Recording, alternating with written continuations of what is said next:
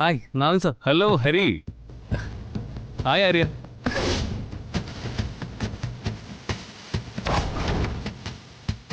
സാറെന്താ ഇവിടെ? ഇയാൾ എന്താ ഈശ്വര ഇവിടെ? നിങ്ങൾ രണ്ടുപേരും എപ്പോഴും ഒരുമിച്ചാണല്ലോ കാണുന്നത്. എക്സിബിഷൻ അല്ലേ സർ? സാറെന്താ പെയിന്റിംഗ് കോമ്പറ്റീഷനിൽ പങ്കെടുക്കാൻ വന്നതാണോ? ഏയ്, I am not a painter. I am a warrior by nature. നിങ്ങൾ ഇവിടുന്ന് പെയിന്റിംഗ് എന്തെങ്കിലും വാങ്ങിച്ചോ? ഏയ് ഇല്ല സർ.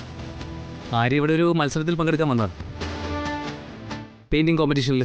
ആഹാ, അപ്പൊ ആര്യ ആർട്ടിസ്റ്റ് ആണോ? അങ്ങനെ ചുമ്മാ ആർട്ടിസ്റ്റ് എന്ന് പറഞ്ഞാൽ പോരാ സർ, ഒന്നാം തരമായിട്ട് വരയ്ക്കുള്ളൂ. ഓ, അത് ശരി.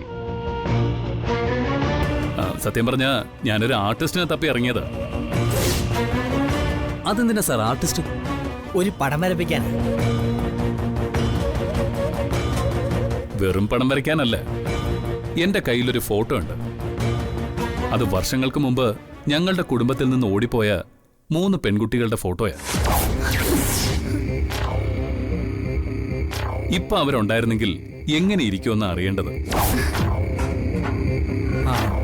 പഴയ അവരുടെ ഫോട്ടോയിൽ നിന്ന് ഇപ്പോഴത്തെ അവരുടെ ചിത്രം വരയ്ക്കണമെങ്കിൽ അത്യന്തം പ്രതിഭാശാലിയായ ഒരു ആർട്ടിസ്റ്റിന് മാത്രമേ പറ്റൂ. ഈശ്വര, ഇയാൾ ഇപ്പോഴും ഞങ്ങൾ അന്വേഷിക്കാനും കണ്ടുപിടിക്കാനും തീരുമാനിച്ച് നടക്കുകയാണല്ലോ. അത്രയും കഴിവുള്ള ആർട്ടിസ്റ്റിനെ കിട്ടാൻ എന്തൊരു പ്രയാസമാണെന്ന് അറിയാമോ? അതിനുള്ള അവസാന ശ്രമമാണ് ഈ എക്സിബിഷൻ വന്നത്. അതെ, ബലേപേഷ്, സാറിന് ആവശ്യം പ്രതിഭാശാലിയായ ഒരു മികച്ച ആർട്ടിസ്റ്റിനല്ലേ? ഞാൻ തരാം സാർ അങ്ങനെ ഒരാളെ. ആരാ അത്? അത്ര ഫേമസ് ആണോ? സാർ പേരും പ്രശസ്തിയൊന്നും അല്ലല്ലോ പ്രധാനം, കഴിവല്ലേ? സാറിന്റെ ആവശ്യത്തിനനുസരിച്ച് വർക്ക് ചെയ്ത് തന്നാ പോലെ. ആ, അത് മതി. കാണാതെ പോയ ആ പെൺകുട്ടികളുടെ ചിത്രം കൃത്യമായി എനിക്ക് വരച്ചു തരാൻ കഴിവുള്ള ആരായാലും മതി.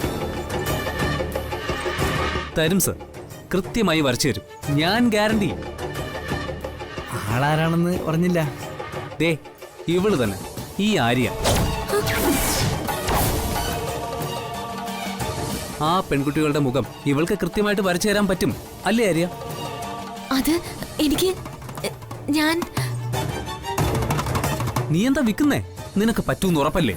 പിന്നെന്താ ഹരിയേട്ടാ, അത് എന്ത്? എന്താ ആര്യക്കൊരു ആത്മവിശ്വാസക്കുറവ്? അത് പെട്ടെന്ന് കേട്ടതുകൊണ്ടുള്ള ടെൻഷനാ സർ. ഒട്ടും പേടിക്കണ്ട സർ, ധൈര്യമായിട്ട് ഇവളെ ഏൽപ്പിച്ചോളൂ. ഈശ്വര, അയാൾ വേറെ ആരെങ്കിലും ഈ ജോലി ഏൽപ്പിച്ച ചേച്ചി ഞങ്ങൾ കൊടുങ്ങുമല്ലോ. കൃത്യമായി അയാൾ ഞങ്ങളെ കണ്ടെത്തുമെന്ന് ഉറപ്പാ. അതിനേക്കാൾ ഈ ടാസ്ക് ഞാൻ ഏറ്റെടുക്കുന്നതായിരിക്കും നല്ലത്. സർ, ഞാൻ അവർക്ക് ചെയ്യാം. എനിക്ക് തന്നെ ആ വർക്ക് തരണം, ഞാൻ നന്നായിട്ട് ചെയ്തോളാം. കുട്ടിക്ക് എന്തോ ഒരു പേടിയുള്ള പോലെ തോന്നുന്നല്ലോ. പേടിയൊന്നും ഇല്ല സർ, ഞാൻ വരച്ചു തരാം. ഇവള് പറഞ്ഞതാ സർ, ധൈര്യമായിട്ട് ജോലി ഏൽപ്പിച്ചോളൂ. ശരി, ഒരു കാര്യം ചെയ്യാം. ഇന്ന് വൈകുന്നേരം തന്നെ വീട്ടിലേക്ക് വന്നോ. അതിനെന്താ സർ, ഞങ്ങൾ വരാം. അത് പറ്റില്ല, ഇന്ന് മത്സരമൊക്കെ കഴിഞ്ഞ് ടയർഡായിരിക്കും സർ. നാളെ വരാം. ശരി, ഞാൻ അഡ്രസ്സ് ഹരിക്ക് മെസ്സേജ് ചെയ്തേക്കാം. ഹരി നമ്പർ പറ. ഞാൻ സാറിന് നേരത്തെ വിളിച്ചിട്ടുണ്ട്, sir മറന്നതാ.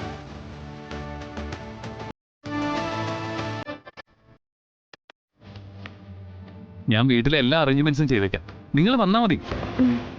Thank you sir, thank you very much. Okay then. Okay.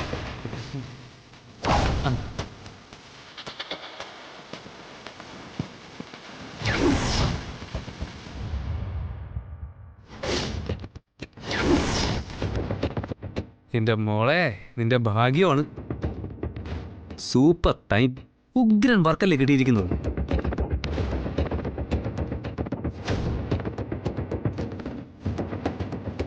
അയാൾ ആരാണെന്ന് എനിക്ക് അറിയൂ ഹരി. ഈ ചെകുത്താന്റെ കെണിയില് ഞങ്ങൾ പോയി വീഴാതിരിക്കാനാവും ഈശ്വരൻ എന്നെ അയാളുമായി കൂട്ടുമുട്ടിച്ചത്. ഈശ്വര, ഈ ടാസ്ക് എനിക്ക് ഭംഗിയായി ചെയ്യാൻ പറ്റണേ.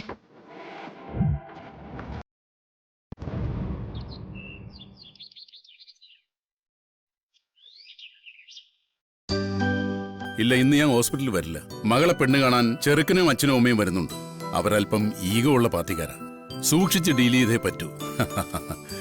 എന്ത് പറയാനാ, മക്കള് പ്രേമത്തിൽ പെട്ടുപോയ അച്ഛനമ്മമാർക്ക് പലതും കോംപ്രമൈസ് ചെയ്യേണ്ടി വരും. നമ്മൾ അല്പം താഴ്ന്നാലും കെട്ടുന്നതും ജീവിക്കുന്നതും അവരല്ലേ. അവരൊന്ന് ജീവിച്ച് പഠിക്കട്ടോ. അല്ലാതെന്ത് പറയാനാ.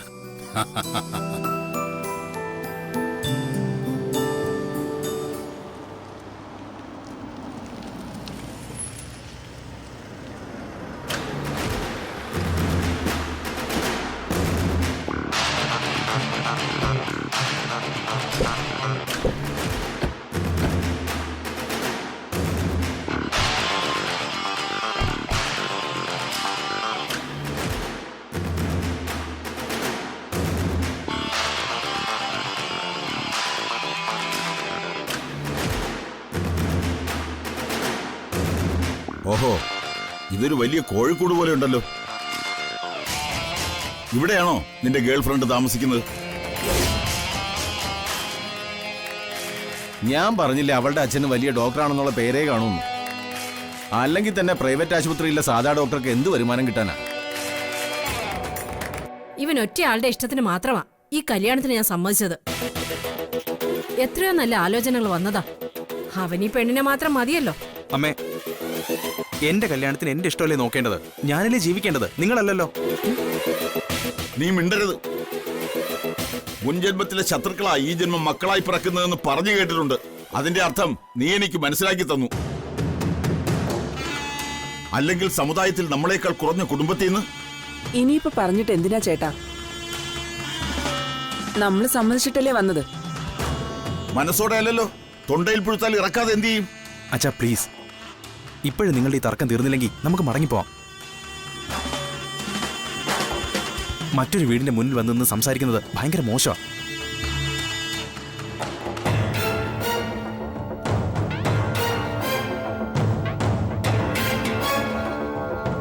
നമസ്കാരം. നമസ്കാരം. എന്താ ഇവിടെ തന്നെ നിന്ന് കളഞ്ഞ്? അകത്തേക്ക് വരൂ.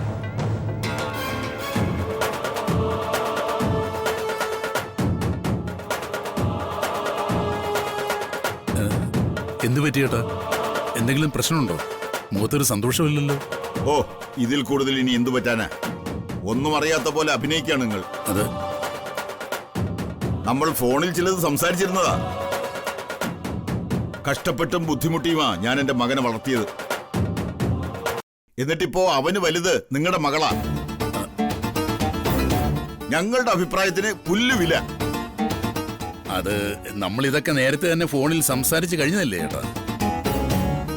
കുട്ടികൾ ഇഷ്ടപ്പെട്ടു പോയി. അത് നടത്തി കൊടുക്കാൻ നമ്മൾ തീരുമാനിക്കുകയും ചെയ്തു. ഇനിയിപ്പോ മറ്റുള്ളവരുടെ മുമ്പിൽ വെച്ച് അനാവശ്യമായ സംസാരം വേണോ ഏട്ടാ? വേണ്ടാന്ന് തീരുമാനിച്ചിരിക്കുന്നത് കൊണ്ടാ ഇത്രയും പറഞ്ഞു നിർത്തുന്നത്. ഇല്ലെങ്കിൽ വാ, അകത്ത് കയറാം. വരൂ വരൂ പ്ലീസ്. വരൂ പ്ലീസ്. വരൂ വരൂ, എല്ലാരും വരൂ. കയറി വരൂ പ്ലീസ്.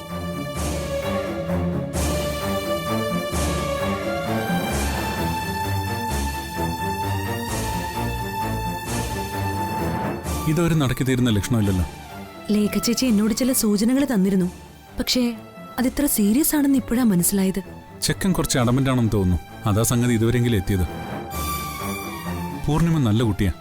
ആ പയ്യന് ചേരുന്നുണ്ട്. പിന്നെ എന്തിനാണെന്തോ ഇത്രയും കോലാഹലങ്ങള്? ചെറിയ എന്തോ ഒരു സമുദായ പ്രശ്നമാണ്. ഇക്കാലത്ത് ഇങ്ങനെയൊക്കെ നോക്കുന്ന മനുഷ്യരുണ്ടല്ലോ. കഷ്ടം തന്നെ. പറഞ്ഞിട്ടെന്താ ഫലം? ഓരോ മനുഷ്യർക്കും ഓരോ ചിന്താഗതിയല്ലേ.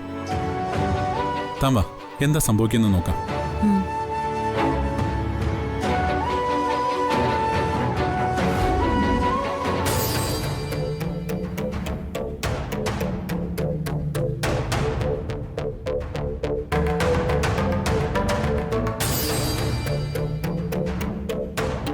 ഇതിപ്പോ ഈ വീട്ടിന് എത്ര പഴക്കമുണ്ടാവും? തറവാട്ടിന്റെ ഗമ കിട്ടാൻ തടിയൊക്കെ വച്ച് ഒട്ടിച്ചതാണല്ലേ? അയ്യോ, അങ്ങനെയൊന്നുമല്ല. എനിക്ക് കിട്ടിയ കുടുംബസ്വത്തില് അല്പം മരമൊക്കെ ഉണ്ടായിരുന്നു. വീട് വെച്ചപ്പോ അതൊക്കെ അങ്ങ് മുറിച്ചു. ഫർണിച്ചറൊക്കെ കുറവാ. കല്യാണം നടക്കുവാണെങ്കിൽ കുറച്ചുകൂടെ ഒക്കെ വാങ്ങുമായിരിക്കും അല്ലേ? അല്ല, അതൊക്കെ നമുക്ക് സമാധാനം ഉണ്ടാക്കാവുന്ന കാര്യങ്ങളല്ലേ. ആദ്യം നിങ്ങൾ മോളെ ഒന്ന് കാണ്. അതല്ലേ പ്രധാനം. ഉം. ആ മോളെ പൂർണിമേ,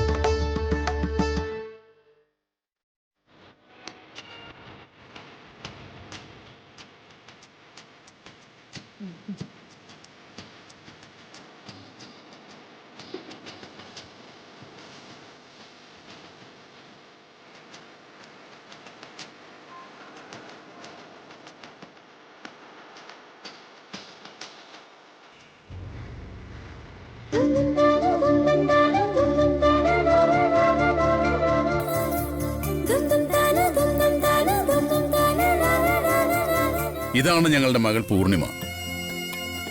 MA മ്യൂസിക് കഴിഞ്ഞിട്ട് PhD ചെയ്യാൻ നിൽക്കുക. ജാതകവും ഗൃഹനിലയൊക്കെ നേരത്തെ കൈമാറിയതാണല്ലോ. ഇനിയിപ്പോ മറ്റെന്തെങ്കിലും കാര്യങ്ങളുണ്ടെങ്കിൽ സംസാരിക്കാം. ഓ, ഇനി കൂടുതലൊന്നും സംസാരിക്കാനില്ല. എന്തായാലും നനഞ്ഞിറങ്ങിയില്ലേ, ഇനി കുളിച്ചു കയറുക എന്ന് മാത്രമേ ഉള്ളൂ.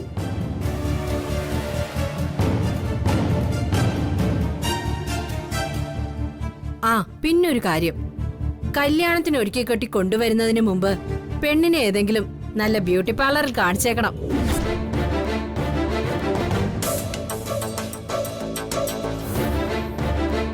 അഭിലാഷ് മോൻ കണ്ടുവച്ചിരിക്കുന്നത് ഒരു ചൊകചൊകാന്നുള്ള വെളുത്ത പെണ്ണിനെന്നാ ഞങ്ങൾ ബന്ധുക്കളോടൊക്കെ പറഞ്ഞു വെച്ചിരിക്കുന്നത്.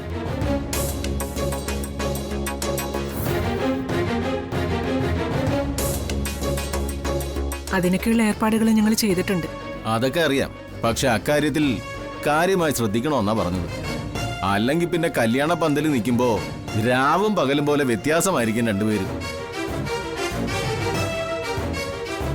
സോറി, നിങ്ങളൊക്കെ ഇത് എന്ത് വർത്തമാനമായി പറയുന്നേ? എന്റെ തൊലിയുടെ നിറം മാത്രമാണോ നിങ്ങൾ ഈ കല്യാണത്തിന് പരിഗണിക്കുന്നത്? എനിക്കല്ലാതെ ഒരു വാല്യൂ ഇല്ലേ? അല്ലാതെ വേറെ എന്തിരിക്കുന്നു ഇത്ര വലിയ വാല്യൂ? എന്റെ മോൻ MBA-കാരനാ, ദുബായിൽ സ്വന്തം ബിസിനസ്. പാട്ടും പഠിച്ചിട്ട് നീ അവിടെ പോയി എന്ത് ചെയ്യാനാ? നിന്നേക്കാൾ സുന്ദരികളെയും കുടുംബമഹിമയുള്ളവരെയും വിദ്യാഭ്യാസമുള്ളവരെയും കിട്ടാഞ്ഞിട്ടല്ല. എന്റെ മകൻ ഒറ്റക്കാലിൽ നിന്ന് വാശി പിടിച്ചു നിന്നെ കെട്ടോളൂന്ന്. അല്ലായിരുന്നെങ്കി മതി.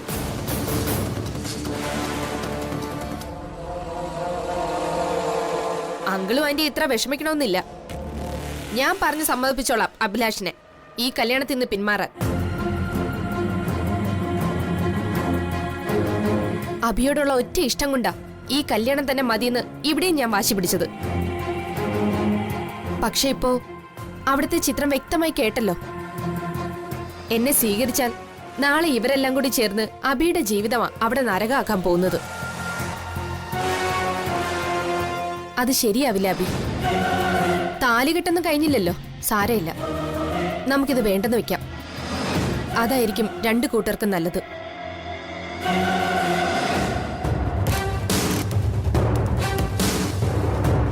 വേണ്ടെങ്കിൽ നമുക്കിതിവിടെ വെച്ച് അവസാനിപ്പിക്കാം. ഞാൻ ഈ കല്യാണ നിശ്ചയത്തിൽ നിന്ന് പിന്മാറുക.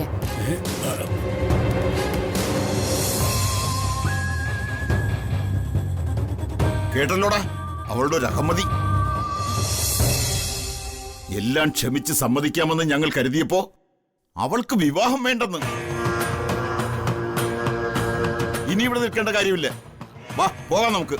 അച്ഛാ പ്ലീസ്, ഞാൻ പൂർണ്ണിമയോടൊന്ന് സംസാരിക്കട്ടെ. വിടറാ അങ്ങോട്ട്, ഇനി ഒരു സംസാരവും വേണ്ട.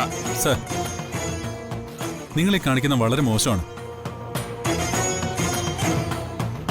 നമുക്കൊന്ന് ഇരുന്ന് സംസാരിച്ച് തീർക്കാവുന്നേ ഉള്ളൂ. എന്ത് സംസാരം? സംസാരമൊക്കെ തീർന്നു, ഞങ്ങൾ പോവുക. അങ്ങനെ അങ്ങ് പോകാൻ പറ്റില്ലെങ്കിലോ? എനിക്ക് നിങ്ങളോടൊരു കാര്യം സംസാരിക്കാനുണ്ട്. അതിന് നീ ആരാണെന്ന് മനസ്സിലായില്ലല്ലോ. ഞാൻ ആരും ആയിക്കോട്ടെ, എന്തായാലും ഈ പൂർണിമ എനിക്കറിയാം. കഴിഞ്ഞ കുറച്ചു നേരം കൊണ്ട് നിങ്ങളെയും ഈ മേലാറ്റുപടിക്കൽ ദിനേശ് മേനോൻ ആരാണെന്ന് അറിയണമെങ്കിൽ നീ പത്തനംതിട്ട ടൗണിൽ വന്ന് ചോദിച്ചു നോക്കണം.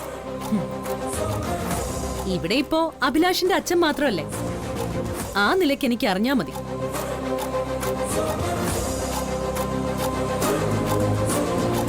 മേലാറ്റുപടിക്കലെ കാര്യം നമുക്ക് പിന്നീട് ചർച്ച ചെയ്യാം. ആക്ച്വലി പൂർണിമ പറഞ്ഞാണ് എനിക്ക് നിങ്ങളെക്കുറിച്ച് അറിയാവുന്നത്. +2 കാലം മുതൽ വഴിയോരത്തും ബസ് സ്റ്റാൻഡിലും കോളേജ് നടയിലും കാവല് നിന്നിട്ടാ നിങ്ങളുടെ മകൻ അഭിലാഷ് പൂർണിമയുടെ മനസ്സ് മാറ്റിയെടുത്തത്. അപ്പോഴൊന്നും അവൻ പൂത്ത പണക്കാരന്റെ മകനും MBA കാരനും ഉയർന്ന സമുദായക്കാരനാണെന്നൊന്നും അവളോട് പറഞ്ഞിരുന്നില്ല.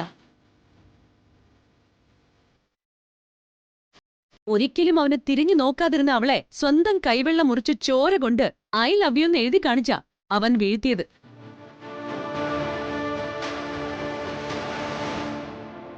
മകന്റെ ഇടത് കൈവെള്ള പിടിച്ച് നോക്കിയാ മതി, ആ പാടിപ്പോഴും നിങ്ങൾക്കവിടെ കാണാം. കുട്ടിക്കാലം മുതൽക്കേ നിങ്ങളുടെ സങ്കുചിത മനസ്സറിയാവുന്ന മകൻ പൂർണിമയോട് തങ്ങൾക്ക് രജിസ്റ്റർ വിവാഹം ചെയ്യണമെന്നാണ് പറഞ്ഞിരുന്നത്.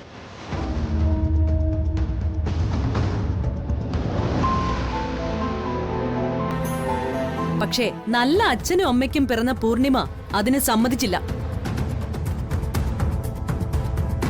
ഇരു വീട്ടുകാരും സമ്മതിച്ചാൽ മാത്രമേ ഈ വിവാഹം നടക്കൂ എന്ന് ഈ കുട്ടി പറഞ്ഞപ്പോ എനിക്ക് അഭിമാനം തോന്നി. നിങ്ങൾ മാതാപിതാക്കളുടെ പുണ്യം ഓർത്ത്. പക്ഷേ ഇപ്പൊ എനിക്ക് പുച്ഛം തോന്നുന്നു ഈ കുട്ടികളോട് സഹതാപവും. നീ വാക്കുകൾ സൂക്ഷിച്ചുപയോഗിക്കണം. എത്ര സൂക്ഷിച്ചാലും ഇതിലും ലഘുവായി അഞ്ജലിക്ക് പറയാൻ കഴിയില്ല സർ. ഇവർക്ക് രണ്ടുപേർക്കും പഠിപ്പുണ്ട്, മെച്ചപ്പെട്ട ജോലിയും കിട്ടും. ഒരുമിച്ച് ജീവിക്കണമെന്ന് തീരുമാനിച്ചാൽ ആരെയും കൂസാതെ അന്തസ്സായിട്ട് ജീവിക്കാനും കഴിയും.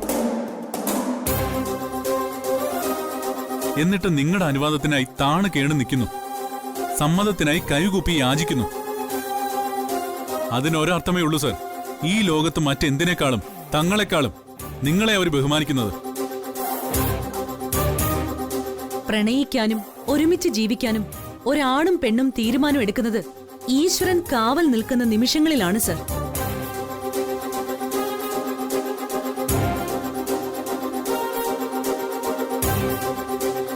ഒരിക്കൽ ഹൃദയം കൊടുത്തു കഴിഞ്ഞാ പിന്നെ പിരിയുന്നത് മരണവേദനയാണ് സർ.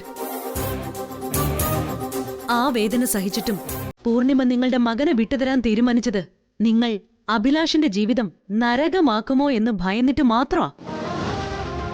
ആ ഒറ്റ വാചകം കൊണ്ട് അവൾ തെളിയിച്ചത് നിങ്ങളെക്കാൾ നിങ്ങളുടെ മകന്റെ ക്ഷേമം അവൾ പരിഗണിക്കുന്നു എന്നതാണ്. അവൻ ഒരു കാലത്തും സങ്കടപ്പെട്ട് നിങ്ങളിൽ നിന്ന് ഒറ്റപ്പെടരുതെന്ന് അവൾ ആഗ്രഹിക്കുന്നത്.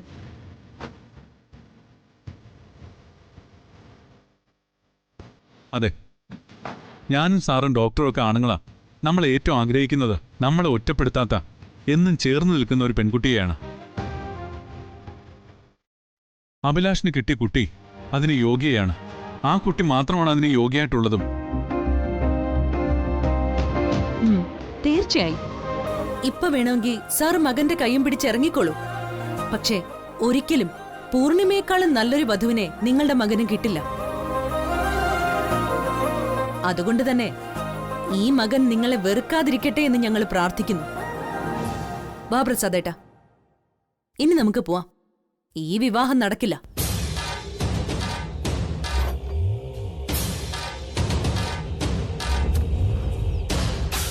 വാ.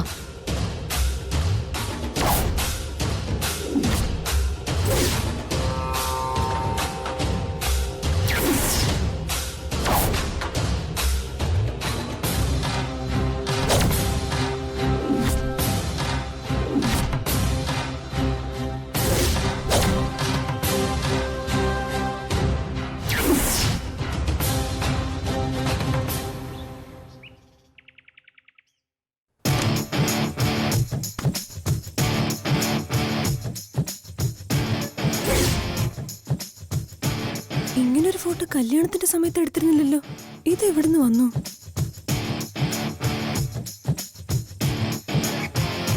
ഹലോ, എന്തു പറ്റി? Any problem? ഇതെന്താ? മനസ്സിലായില്ലേ? നമ്മൾ രണ്ടുപേരുടെയും കല്യാണ ഫോട്ടോ. നന്നായിട്ടുണ്ടല്ലേ? ശരിക്കും മേഡ് ഫോർ ഈച്ച് അതർ ദമ്പതികൾ അല്ലേ? സത്യം പറഞ്ഞോ, എവിടുന്ന് സംഘടിപ്പിച്ചാ നിങ്ങൾ ഈ ഫോട്ടോ? ടെക്നോളജി. കുറച്ച് കഷ്ടപ്പെട്ടും ബുദ്ധി ഉപയോഗിച്ചും തന്നെയാ ഞാനിത് ഒപ്പിച്ചെടുത്തത്. നീ നിന്റെ ബുദ്ധി ഉപയോഗിച്ച് എന്റെ ഫോണിൽ കിടന്ന സെൽഫി ഫോട്ടോ ഡിലീറ്റ് ചെയ്ത് കളഞ്ഞില്ലേ? അപ്പൊ ഞാൻ ഇത്രയെങ്കിലും ഒപ്പിച്ച് വെക്കണ്ടേ? ഇല്ലെങ്കിൽ നീ വലിയ ബുദ്ധിരാക്ഷസിയും ഞാൻ വെറും മണ്ടനുമായി പോവില്ലേ? ഫോണിലെ ഫോട്ടോ മര്യാദക്ക് എന്റെ പോക്കറ്റിൽ കിടന്നേ. അപ്പൊ അഹങ്കാരം. അതിന്റെ ഫലവാ ദേ ഇപ്പൊ ഇവിടെ ഇരിക്കുന്ന ഈ ഫോട്ടോ. ഓഹോ, ഈ ഫോട്ടോ ഉപയോഗിച്ച് എന്നെ ബ്ലാക്ക് മെയിൽ ചെയ്യാനായിരിക്കും ഉദ്ദേശം. ഭർത്താവിന്റെ അവകാശങ്ങൾ എടുക്കാമല്ലോ. എന്താ വിചാരിച്ചത്? ഈ ഫേക്ക് ഫോട്ടോ കണ്ട് ഞാൻ അങ്ങ് പേടിക്കുന്നാണോ? കുറച്ച് പേടിച്ചാലും തെറ്റൊന്നുമില്ല. കാണിച്ചു തരാം ഞാൻ.